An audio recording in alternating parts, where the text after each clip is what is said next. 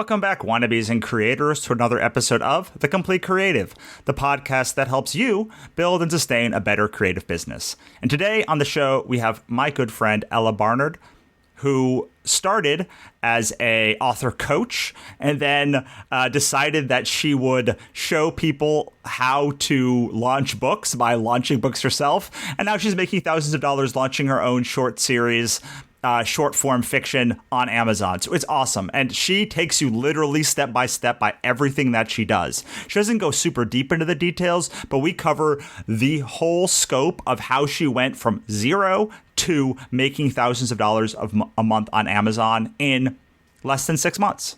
So I hope you enjoy that one. If you do, I have a free course on how to write a novel at thecompletecreative.com/novel. You can check that out. And now, let's get to the show. You were author coach who started writing books extensively to like prove your method worked, and then they picked up, and now you are like writing a bunch of books and doing it successfully, right? Yes. Could you talk about that transition? Yeah, it was really like, to be honest, it was like after years of interviewing people and researching and helping and finding, working with authors and finding out who I'm best at helping and being like, I can really help you. And then, because in entrepreneurial circles, it's like, well, you can either become the expert yourself or interview a bunch of people and learn everything about it and learn and do it that way. And so that's what I did. But I think my audience needed another level of comfort, and security before investing in me. And so I was like, okay, well then I'm just going to do it myself. And, I'd interviewed you a few times. I'd interviewed bunches of really successful authors. So like, I'm doing it myself. And so last year in December, I was like, screw it. I can curse on yours, right, Russell? Yeah, go for it. Okay. I was like, fuck it. I'm doing it myself. And, pause.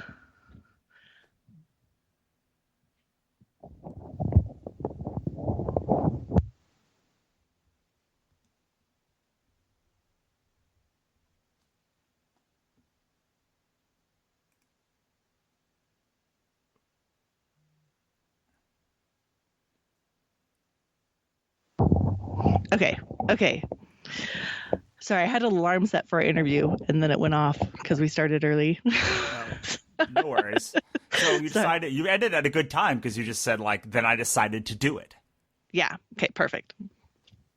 So, that's really interesting because I found the same thing. In fact, I found when I started to become successful as an author, people would then ask me, like, how I did it. But when I told them exactly what to do, they would never hire me to like consult. And it wasn't until I got way too busy to consult with them because I was busy writing my own books and doing my own thing that suddenly people are like, will you mentor me? Will you do this? Will you do this other thing? Will you do this third thing? And I'm like, man, if only you would come to me 4 years ago or even 2 years ago when I was like still building this train up. But like, I don't know how to put this into my life anymore.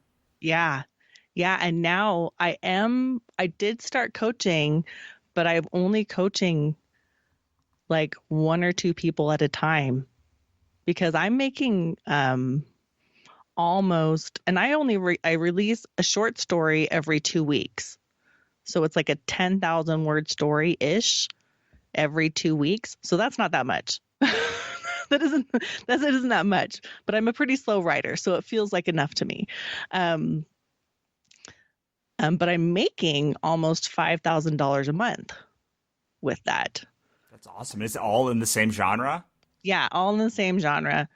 And obviously it's not just write 2 10,000 word stories and put them up and you make almost like there's more around it, which is what I was coaching people all that time. It's like, there's a lot of little nuances that make sense once you know them. But if you don't know them, don't work if you aren't doing it anyway. So now I'm doing that and coaching, but my coaching is really, really in depth because I want to coach people And then at the end of the coaching, they have a full career. Like they don't need me anymore. They're done. And then they go and they have their own career now. So what are the sort of, so let's break this down. Yeah. Like this is so interesting to me because I remember like back when you were launching like this as just like, I'm just going to do it as a test so I can like show clients that like it works. And now it's like your career. It's like the career became, so could you go back and you talked about like certain things that you need to know before you can actually be successful. I don't want to like blow up your whole spot, but can you at least give like a general overview of the sections or the kinds of things that like you would put in place for somebody or you put in place for yourself? Yeah, and I don't even mind telling people, Russell, because there's a difference between somebody telling you how to do it and then doing it and having somebody hold you accountable. So a lot of people will listen to this, and if they do it, great. Like great, good. Well, in that case, start at the beginning and walk me all the way through it and tell me everything. Yeah. Well, there's not enough time. It is a 12-week coaching thing that I do, but we'll do the basic. We'll do like pretty nitty gritty though. So I make everybody go read a ton of books in the very specific genre that they're picking. So actually, I'm actually coaching somebody right now on writing cozy mysteries, which is pretty fun. And so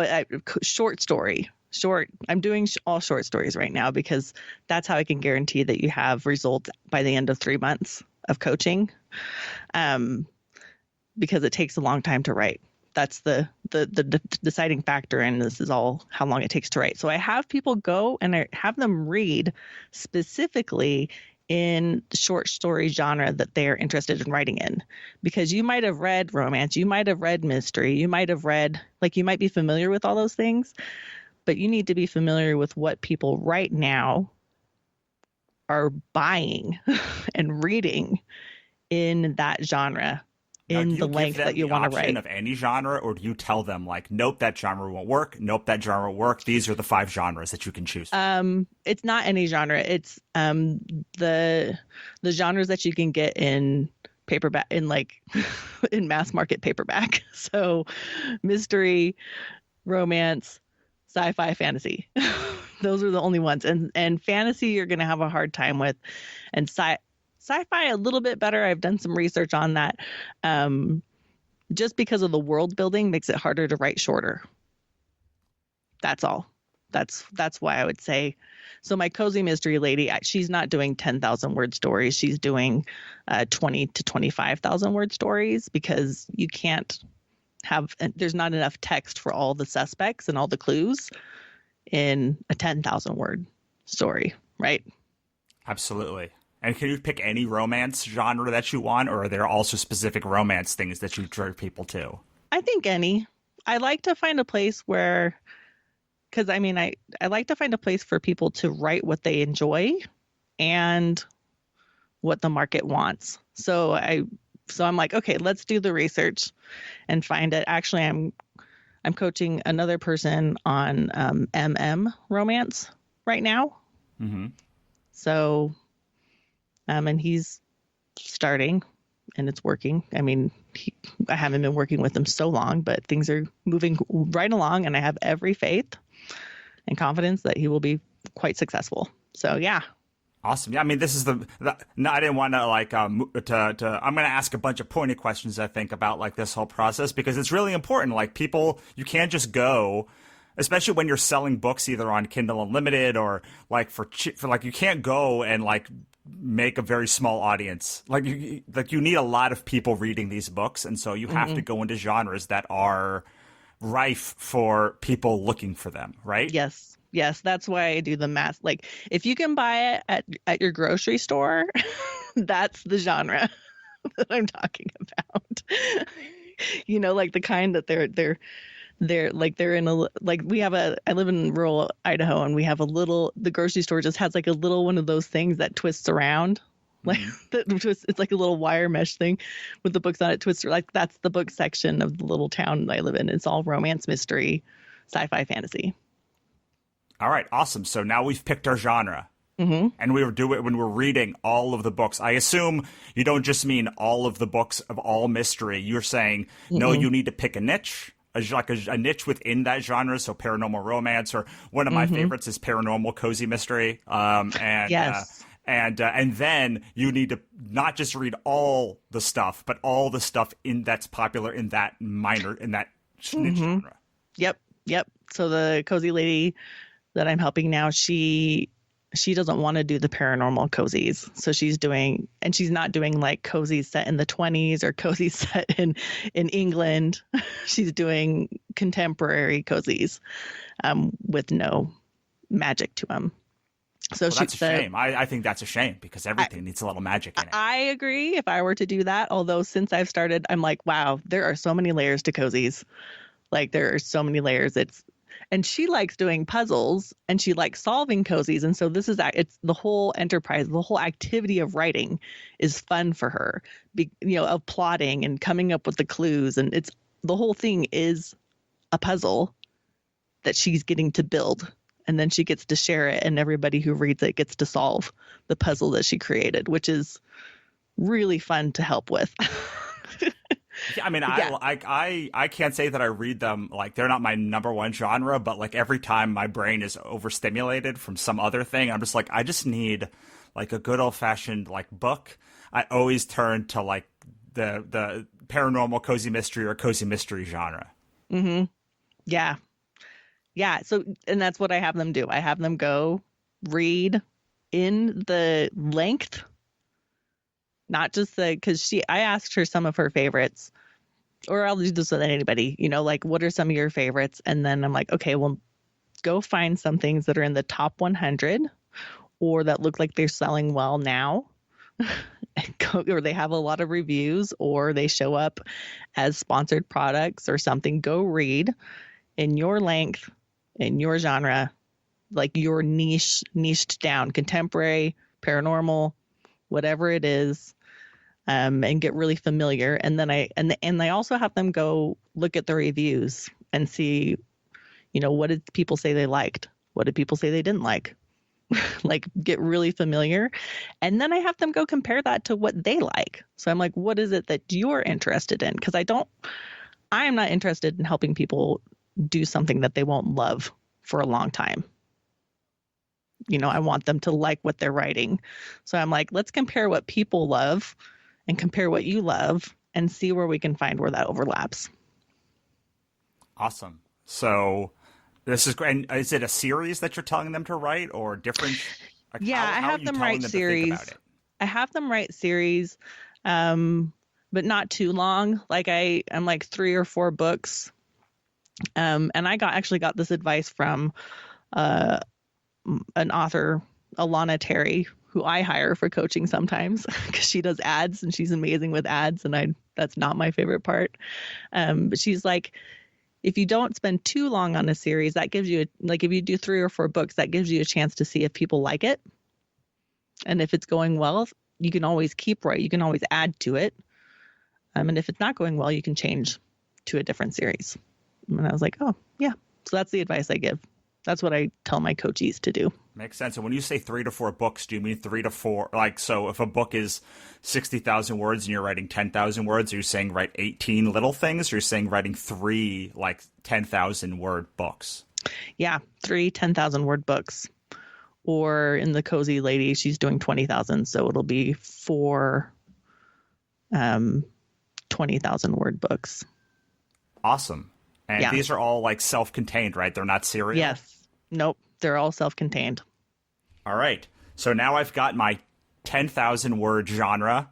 Mm-hmm. I'm going to pick paranormal cozy mysteries. So I'm going to like say maybe they're 25,000 word books instead of 10,000 word books. I have now done all of my research. I know there needs to be a bakery and a cat and like a cute town and like a romance that's a slow simmer romance under like for the whole series until it ends up like so like I know all of the tropes of the genre. Yes. Now what? Okay. And I like that, Russell. I like how you know all that. Like I would have said the exact same things. Yeah, I mean, I Slow read all, simmer, like I a read a lot of handsome them. man.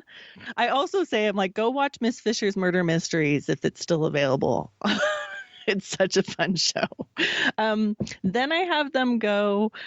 Um, then we come up with.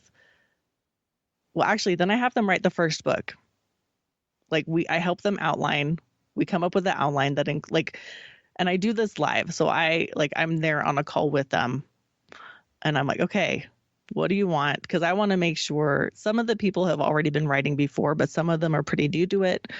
And so if I have them come up with an outline or we do it together to make sure that it includes all those things. Because I'm more familiar with, especially now, I'm really good with the writing process because I've written, like 20 books now. And so I'm really good at looking at what the readers want to see. Like, I think that's something that authors have a hard time with is I'm the reader when I help people outline. So they get to write what they want to write. They get to create what they want to create. And then I get to say, well, this is what your reader wants. So let's make sure to include this. And then I have them write their first book, like as soon as possible. Because I'm like, we're not delaying here. We're not thinking about it for a long time. You're going to go write it. And then, and while they're writing it, I have them go onto BookFunnel and start and set up a promo, a 1-month free book promo. Cool. So that they can build their newsletter. And what I have them do once they're finished with their first book is they put their first book in the promo, and they get before it's published, and they build their newsletter. People are aware, like you go to BookFunnel, you find they have a list of promos. Usually those promos you apply for, and then it actually starts somewhere between 2 weeks and a month and a half later. So they're not putting the book in, like, in order to do the book promo, you actually have to have the finished book, right? But so you're putting it in, let's say you're looking for a promo that starts, we're recording this at the beginning of September. So you're looking for one that starts at the beginning of October, and you're telling them you have to get this book done by October. Yep. Yes. Okay. Yep. And what that does is it puts a hard deadline on them finishing. So it's like, you have to finish it. Go, go, go. And then while that first book is in the promo gaining newsletter subscribers, they're working on their next book. What I love about this is people are so often like, I don't want to put my book up for pre-order on Amazon because that's too much pressure, and I don't want to lose the ability to do pre-order for a year. But this is basically a scaled down version of that pressure of having it release on a certain day. Whereas, but if you blow that promo deadline, you're not going to ruin your writer's career. You might if you don't hit that pre-order deadline. Yes, I hadn't thought about it like that, because I do have them put it up for pre-order for for example, if the promo started and went through October, I have them put it up for pre-order for November 1st. But still, it's done by that point. It's been done. It's been getting subscribers, and so again, it's level. It's smaller steps, babier steps. Yeah. So are you doing this? I assume you're doing Kindle Unlimited too. Yes, I have. Because most of the people I'm working with are newer authors. They haven't published before, or have only started recently. And so I'm like, you don't have to stay in Kindle Unlimited, but I like to make the barrier between them and their readers as minimal as possible, because nobody knows them yet. So let them read your book for free. Absolutely. Makes sense. Yep. All right. So now my book's on Kick. Now I have a small mailing list. These you often don't get a big like a ton of subscribers. If you get a couple hundred subscribers on like a good book funnel promo, so like you've got a couple hundred subscribers. We didn't talk about the cover and the blurb and all of those other pieces. So I think we need to rewind a bit now and talk about because before you can put it on book funnel, you need a blurb. You need a cover design. You may not need editing, but like you need those two things at least. Yes. And I just want to say that I got 1,200 people on my first book funnel promo, and my cozy lady right now, I met with her yesterday, and her started on September, and she's gotten 1,000. Nice. It just from, in the first week of September. So that's great. I know. I'm like, woohoo! I love it when I can get results for my people. Anyways, okay, yes, blurb and cover. So then I have them go. So covers. Let's do that first. For instance, like I have a paranormal cozy mystery book. So I am going to look for an illustrated witch on the book cover with a little cat on it as well. And that's sort of that's my thing. I know just because I read that genre, and cozy mystery as a general rule is usually an illustrated genre, but is that sort of what you're doing? Like go to the top 100 or what is the process that you're using to get them to cover? Yeah, I have them go look at the top 100. And again, it's almost exactly the same as I do when I have them read it. I'm like, go see which ones you like the best that are popular and selling. And, find out what aspects that you like about it that are in your specific, little niche. And yes, with cozies, it is illustrated. And sometime in the paranormal with the witch, it has a witch on it. Interestingly, for other cozies, they don't necessarily have a person on them. Sometimes it's just like a picture of a cupcake.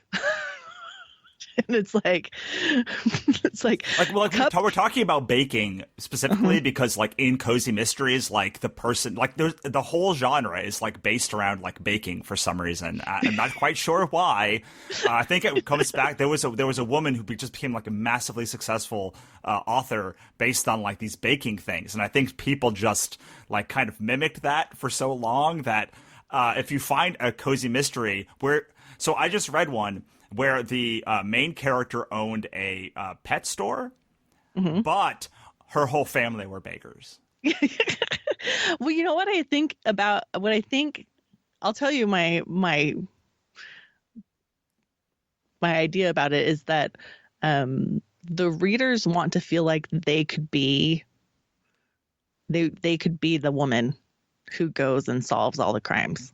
Like they want to feel like that could be them.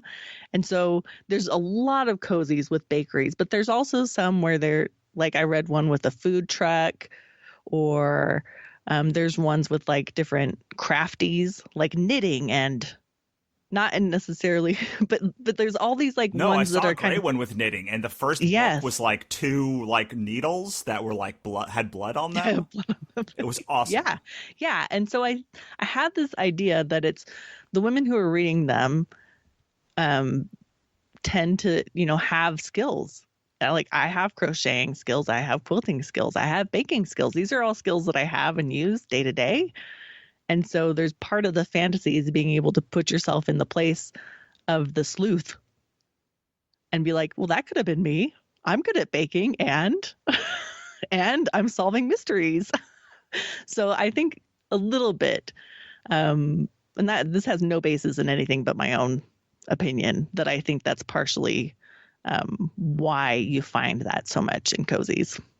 But yeah, I totally. I mean, it's one of the reasons why why romance is so popular as well, right? Because people want to like inhabit that world. They want to like be that like person who like has the fabulous life and like has this whirlwind romance. So like escapism is a big part of those two genres specifically, and yeah, I have the opposite thing. Like I don't want to have any relation to the person when I read a book. Like I want to read a book. My favorite, I just read this is a great author that I've been reading recently, and like her books are great, but they're like gothic horror. And I'm like, well, I have nothing to do with, like, I could never be a Victorian Gothic woman. So, like, there we go. Like, I can now, like, escape into that, away from that. Interesting. Anyway, but this isn't about me. This is about this process. Tangent. Okay. So you go to the top 100. You've got like all of the covers that you like. Do you go through and be like, these are the ones that I think would sell the best, and try and match them up, or? Yeah, with cozies, it's harder. So I'm like, I recommend getting pre-made covers if they can, because they're cheaper and faster. But with cozies, specifically, it's very, like, you have to have indications of whatever your cozy thing is. So, like, if it's a cupcake, if it's a bakery, it needs to be bakery. If it's paranormal, it needs to be, have to witch.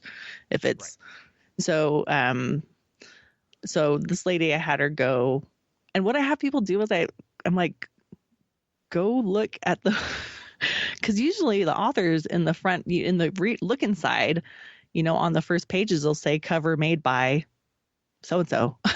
Yeah, absolutely. I think it's so easy. Like, when I tell people about like how they can copy these things, they think it's not true. But like, they don't always, especially with traditional publishers, don't always have like who the cover designer is. But almost always, they will just tell you who the cover designer is. And if they can't, you can do a reverse image search on Google and find who that cover designer is, because they'll have it in their portfolio if it's a popular book. Yeah, exactly. And so I'm like, well, if you like somebody, just go look them up, and then go to their website and say, hey, see if they're within your price range, send them an email, whatever it is, see if they have any pre-mades, if you like their style. There's also a bunch of pre-made cover books in Facebook cover groups. Yeah. So you can just go and and I'm like, hey, if you see somebody if you see a cover in the group that you kind of like the style, go, reverse, go look back and see who made the cover and see if they have any other covers. It's not that hard. Yeah, I mean, I agree. I have a very specific persnickety thing that I like about covers, that are not popular, but like I just happen to like this one cover designer, and so I don't do these things. But I know when I do it, I'm like, I could just have the cover look like this, but then I just can't. I can't will myself to do that. So and it's okay.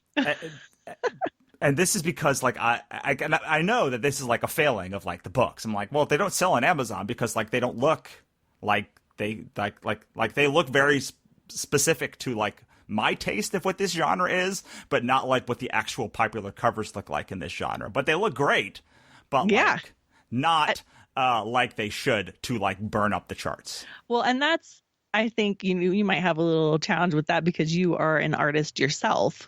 Whereas I have to coach my ladies, and the people I coach, I have to tell them like the book cover is marketing. Put your art in the writing.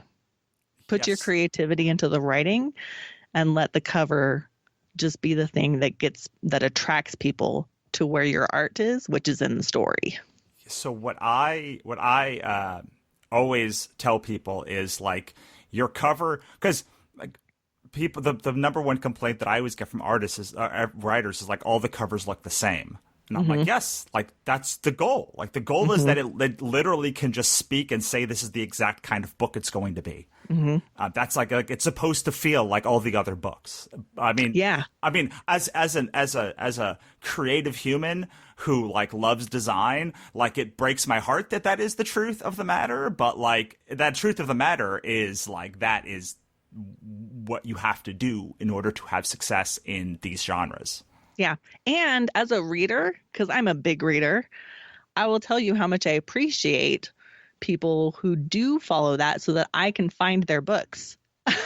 Like, I'm like, what if you have a great story that I would love and I would read all your books, but because I skim over your cover because it doesn't like ring the bell of like that, you'd like that. I read a lot of books, and so it works to be like it dings the bell in that person's mind to like go pick up that book. Yeah, go check it out. I again have the opposite thing where when I see a book that's like, what could that possibly be? that is what I'm like, I got to read that book. Like, it is like, what could possibly be like, and death followed behind her? I don't know. Like, it looks like a fantasy, but like, what could that be? Like, there was a book that David Wong wrote called, I think it's called Zora Punches the Universe in the Dick. And I was like, it just is a fist punching through the universe, I guess. And I'm like, well, I'm no idea what that book is, but like I feel like I have to read it, even though I've read the other two David Wong books and I don't love them. I feel like I have to read that book on strength of title alone. I think maybe the thing is, I keep running into, in romance, you run into these other ones that are like Bigfoot and the Librarian. Yeah. And I'm like, I don't want to read that. Yeah. Oh, yeah. Well, like I can appreciate. But yeah, I'm not. Anyway, so like I keep diverting this, but like, okay, so now we've got our cover. We've looked at the people. We've looked at the top 100. We've picked the 10 that like we really love. We found the cover designer, and like now we have our cover. Now the next thing we've got, we've got our book. So we've got a book, we've got our cover, and now we need our blurb, which is. Want to tell us what a blurb is, because I'm sure many people don't even know.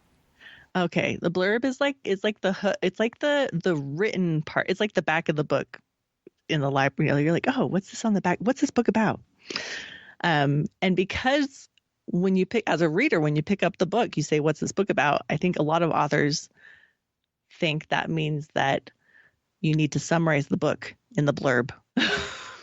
Oh God, I run into this so often. I just did a coaching call with somebody, and I rewrote their like blurb on the call because I just couldn't. And I was like, these feel like summaries of books, and that's the opposite intent of what you actually want. Like if people leave the blurb and being like, I know what that book's about, they're not going to read it.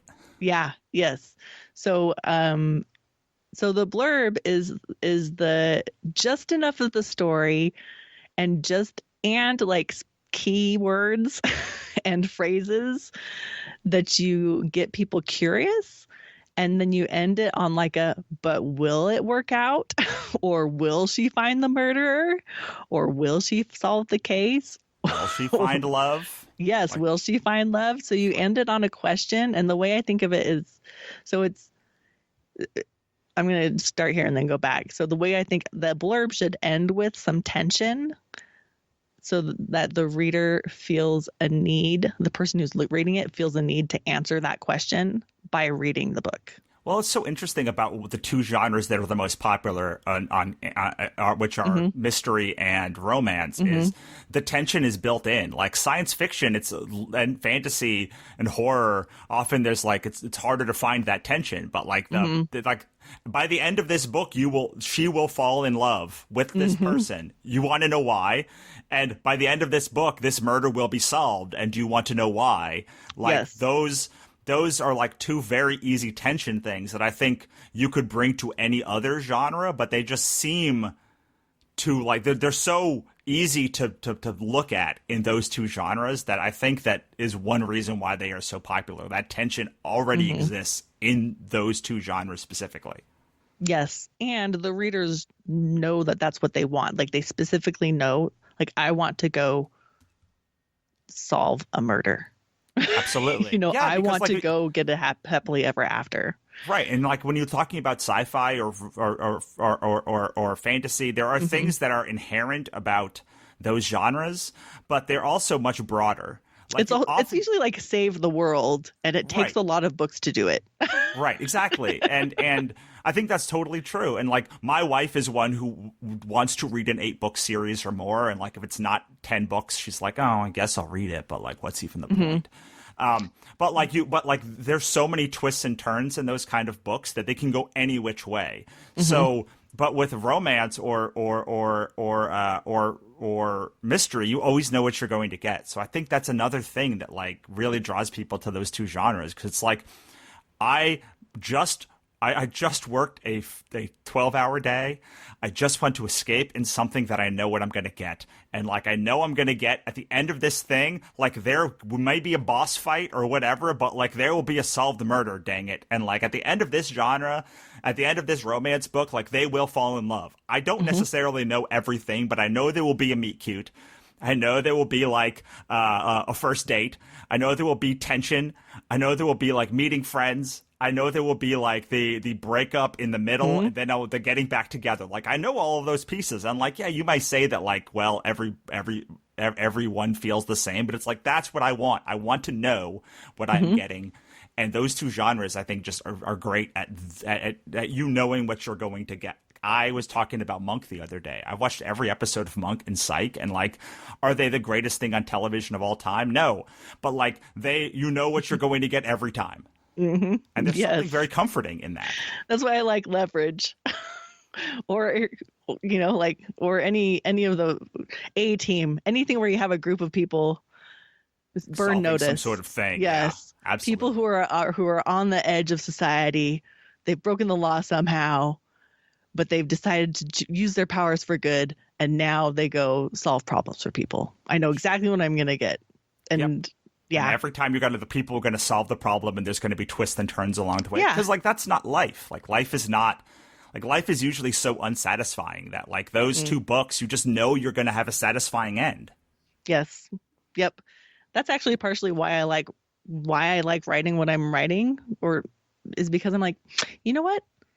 Life is really rough, and it's especially rough right now.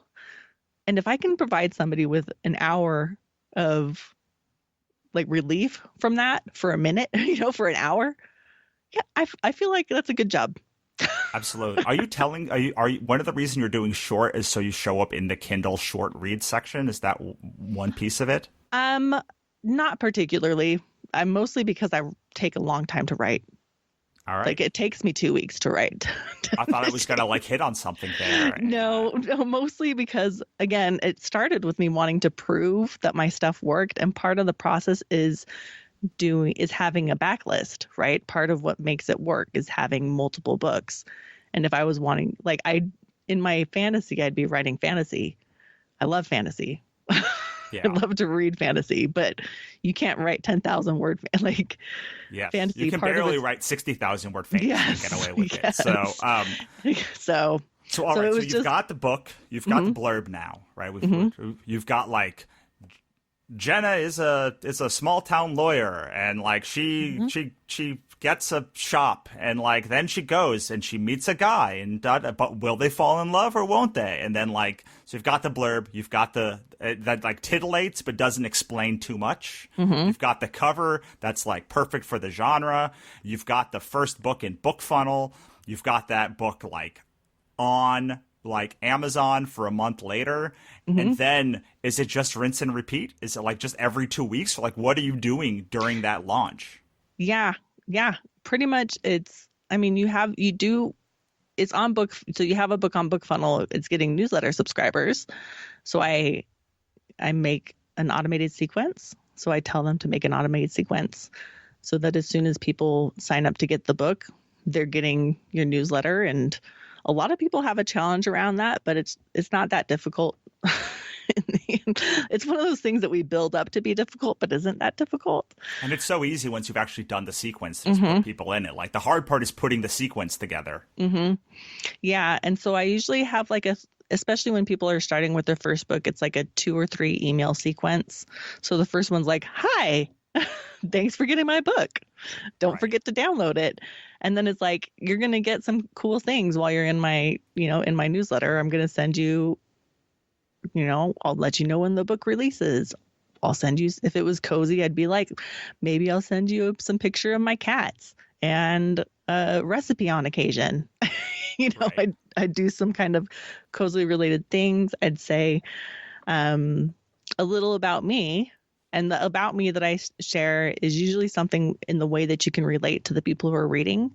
So a little about me on mine has, I like cats too, because mine says, I'm a curvy woman myself, and I just use something to relate to the reader. So it's like, yes, I'm a writer, but I'm also like you. I like to read. I like mysteries, and and I also have a cat. If I was doing cozies. Right. So, and then the second one, I have people. The second email I send like the next day, and it's just here's something for you. And in mine, it's a piece of artwork that I had commissioned on Fiverr. But in my cozy lady, she has a puzzle. She sends them, here's a puzzle I like, and they get a puzzle. Cool. In their email. So I just have the second email be like giving value. And it's really simple. It's like, hey, just stopping by to give you this thing. See ya.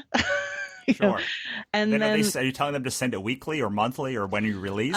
This is the automated sequence. So then in the third automation on the sequence, if you have your next book up or you have some of your other books up, I just say, hey, there's more to read, because people in these genres like to read more, not less. So actually you're doing them a favor. You're not trying to sell to them. You're giving them an opportunity for something that they would probably already want. So, but if it's your first, I just say put a snippet from your second book once you have it, and then let them know when it's up for pre-order.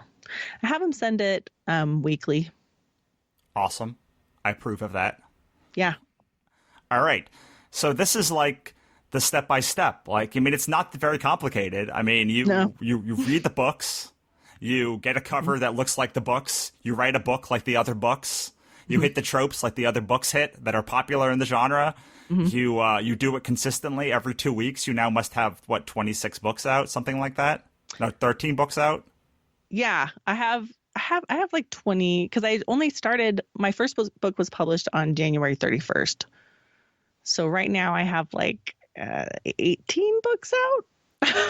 And you are making $5,000 a month roughly on how much ad spend? Yeah, almost 5. So in August I made a little less, and I think it's because because of the school, most of my readers are women and moms, and the school year, setting up for school year has been crazy. It's still happening. So mine went down. I made $3,600 in August, but I spent only $250.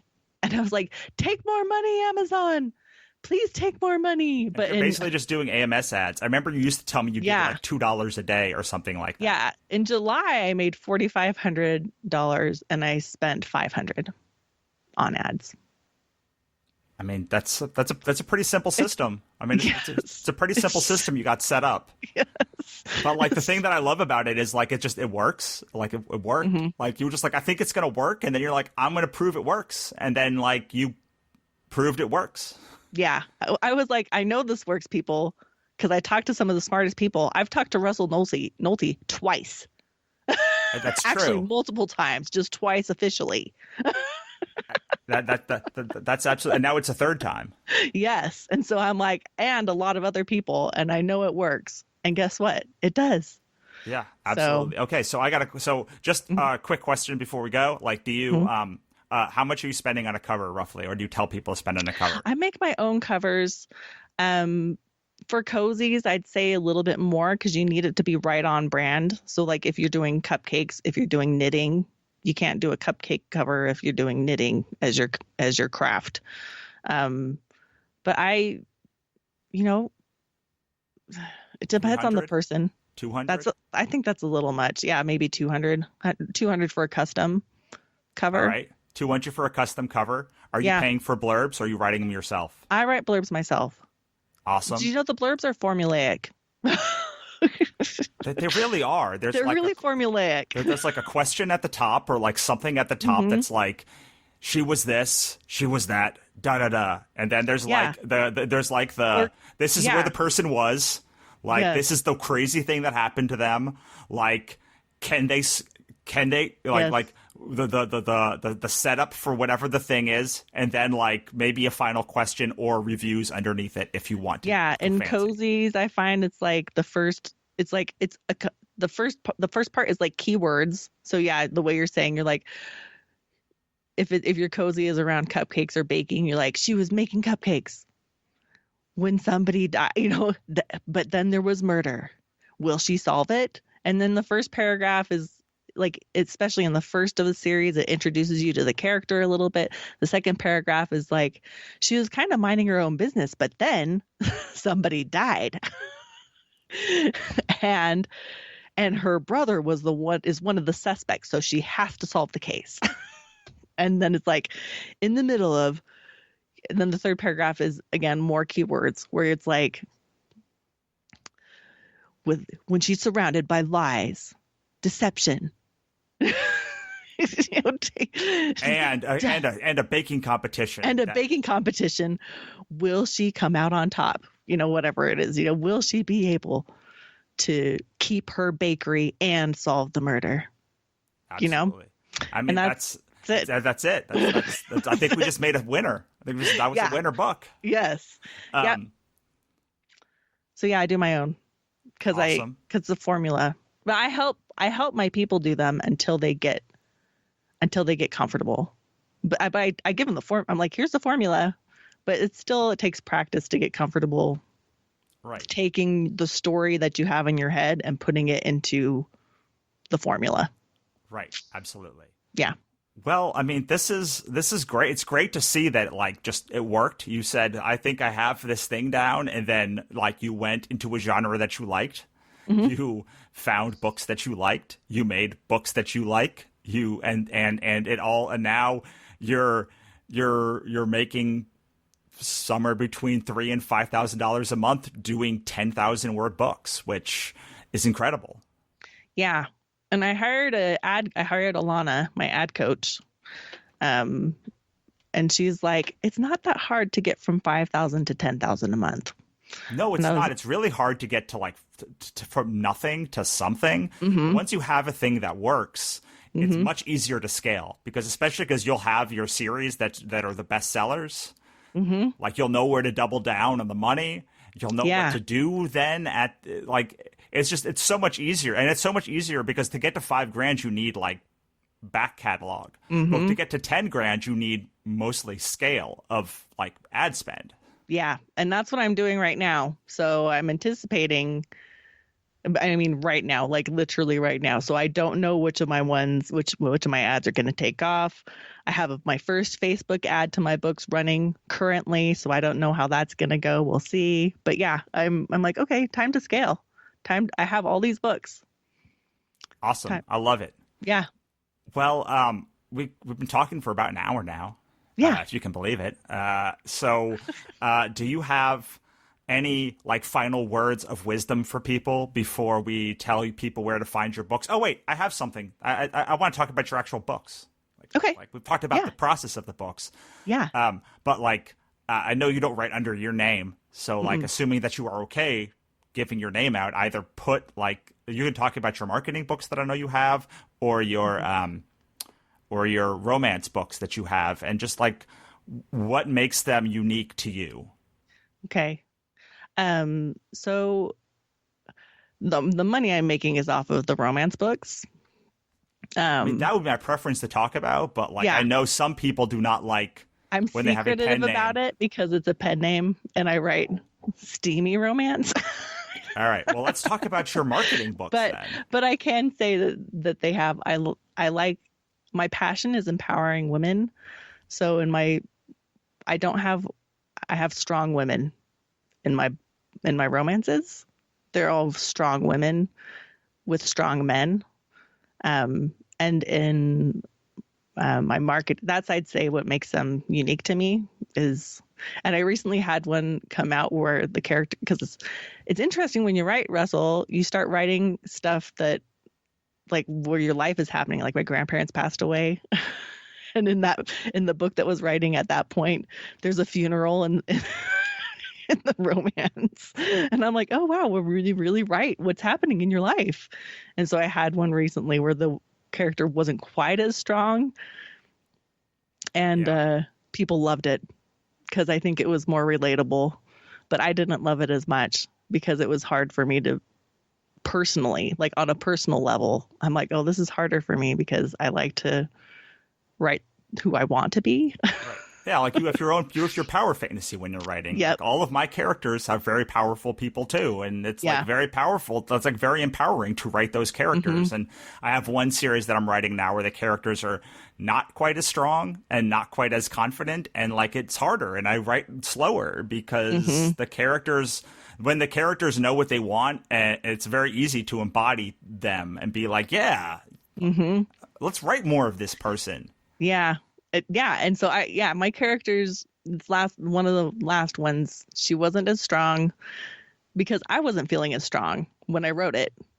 And then, but people loved it. And I think it's because maybe a lot of people aren't feeling as strong right now. So it was more she was more relatable than. Absolutely. But you also have a ton of like four marketing books, I believe. I have some. I've been thinking about writing another couple because I know so much more now. But my favorite that I would recommend to everybody is Start Marketing Your Book. It's really basic. It's called Start Marketing Your Book by Ella Barnard. And it kind of goes through what we've talked about to an extent, except for it's really, really for people. It's designed for people who are nervous about marketing and are just barely starting. Awesome. It's like basic, but it's also fundamentals.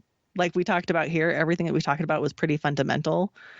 And when you stick to writing what people want to read and marketing in a way that people can recognize what it is that you've written, or at least the idea, those are pretty fundamental, and all the little tips and tricks and things don't have as much of an impact as that. Like, write what people want to read.